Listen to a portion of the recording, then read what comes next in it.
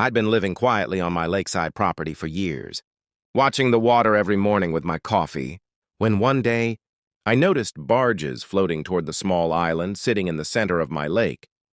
And before I could process anything, an entire HOA convoy showed up, clipboards, walkie-talkies, contractors, and without a single knock on my door, they started unloading lumber and equipment like they were colonizing new territory, bragging loudly about building 32 premium lake cabins for HOA members. And I just stood there in disbelief because that island isn't public land, isn't community land, and sure as hell isn't HOA land.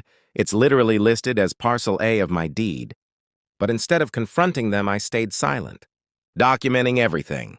Photographs, timestamps, trespass logs, drone footage of every hammer swing, every foundation poured, every cabin raised without permits, inspections, environmental clearance, or even the bare minimum of property rights. And after 3 full months of chaos, when all 32 shiny new rental cabins were finally complete, and the HOA was celebrating like they won the lottery, I calmly walked into the county courthouse with a binder so thick it could have been used as a cinder block and filed a single, beautiful lawsuit: mass trespass, illegal development, unlawful occupancy, stolen resources, and environmental violations. And when the judge saw the aerial maps and my deed showing the entire island outlined in bold, black ink belonging solely to me, he actually laughed, looked at the HOA board and asked, "Whose brilliant idea was this?"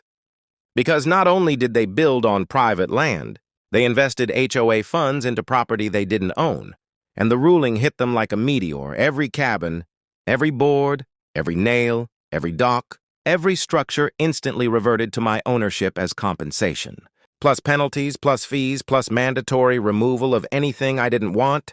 And the HOA board members sat there pale as drywall, realizing I now owned all 32 cabins they bragged about for months. And as I walked out of that courthouse, I just thought, sometimes the best revenge is letting people build their own downfall. With power tools and zero research. And if you love seeing HOA Karens build karma with their bare hands, make sure you subscribe.